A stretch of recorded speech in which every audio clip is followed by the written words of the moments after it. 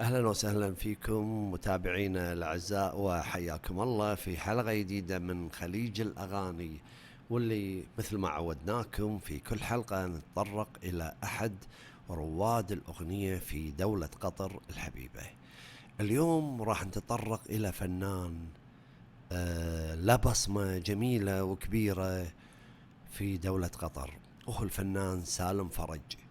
الفنان سالم فرج درس في المدرسة الدينية اللي كانت تشترط على كل من يلتحق فيها أن يكون حافظ للقرآن الكريم، وترعرع في فريج النيادة أو النجادة نقول.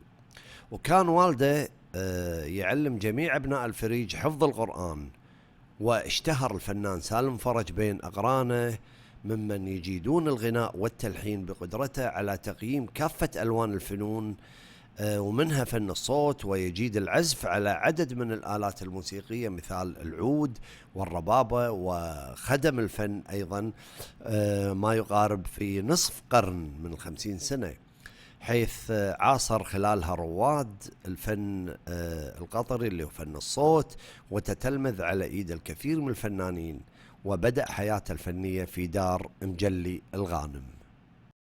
وفي تسجيل يقول فيه الفنان سالم فرج، طبعا تسجيل إذاعي له في تلك الفترة: كنت مع الأصدقاء من الصيادين الدار إلى هذه لنستمع إلى غناء عدد من المطربين القطريين اللي كانوا يعزفون على آلة العود، وكان من أمهرهم في ذلك الوقت المطرب الفنان عبد الرحمن الحيدان. وكنت أجلس عند الباب باستيحاء، شوف الخجل اللي في هذا الناس القدامى، وأنظر لعازف العود، وانجذبت لآلة الربابة بنفس الوقت، واللي بديت العزف عليها وكان عمري 18 سنة تقريبا. يقول هو عمره 18 سنة، وتعلم بروحه وبسرعة أثارت استغراب اللي حوله، وظل وطبعا قعدت أعوام، ثم بعدها اتجهت إلى آلة العود. وكان أول شخص جذبني إلى عزف آلة العود كان اسمه سليمان خليل، وهو من أهل الكويت، وكان خراز في الشخص هذا، واقترح علي بوقتها أن يصنع لي عود. ثم سافرت إلى البحرين وتعلمت العود هناك، وكان عمري ما يقارب وقتها تقريبا 28 عام. وكان بالبحرين آنذاك محمد بن فارس وضاحي وغيرهم من الفنانين من أبرع من يعزفون على آلة العود وقتها. تخليت عن الربابة وعشقت آلة العود، ولكن لم يعني ما لقاهم وجه لوجه، ولكن قابل خيري والفنان إدريس، وكان من أهل قطر، ثم سافرت إلى الكويت. هو يقول هالكلام، والتقيت هناك في النوخذة راشد العسعوسي، وعملت معه، وكنت أعزف على آلة العود، وسافرت معاهم الهند وكراتشي وبمبي وزنجبار وغيرها من البلدان، اللي أمضى من عمره 9 أعوام في العمل في الكويت، وكانوا يحبون الطرب آنذاك.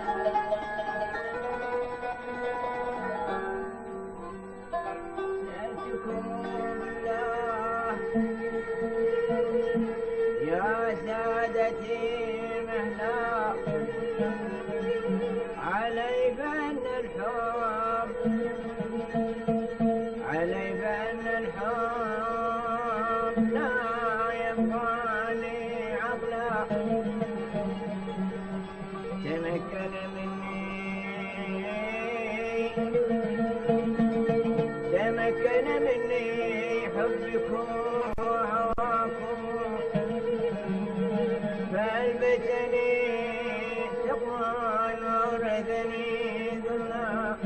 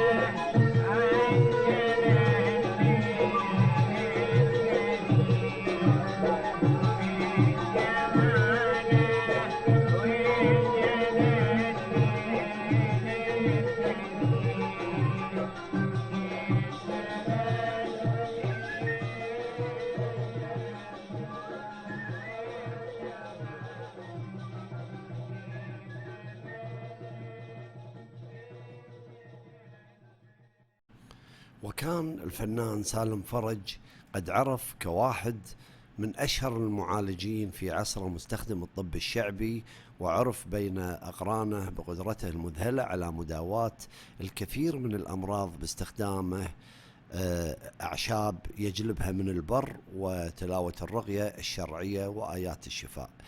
كان يقصد مرضى من الخارج أو من خارج حدود البلد، وذاع صيته في المملكة العربية السعودية، وكان عادته ما يرد أي مريض يقصده أبدا، وكان بيته يتحول إلى طبعا في فترة العصر حتى المغرب إلى مستشفى مكتظ بالناس والمراجعين.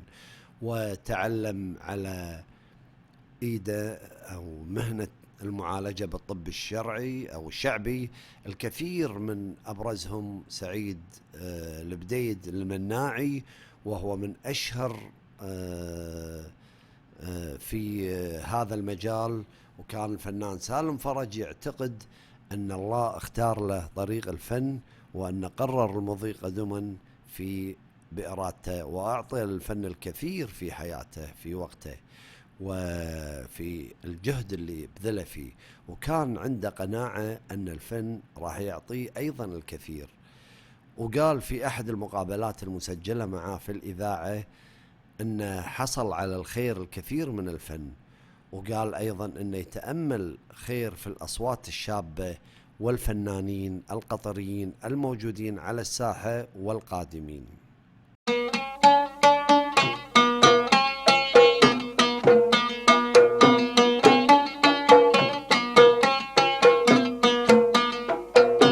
أمام الدوحة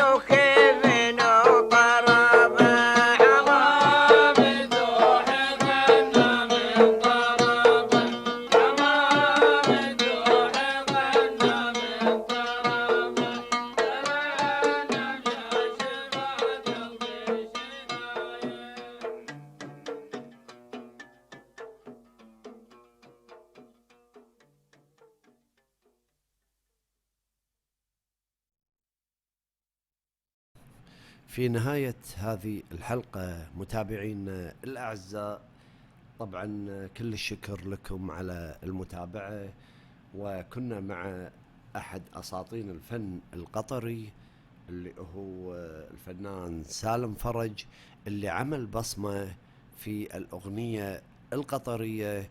ونلتقي معاكم في حلقة جديدة إن شاء الله من خليج الأغاني مع أساطين الفن القطري، وفي أمان الله.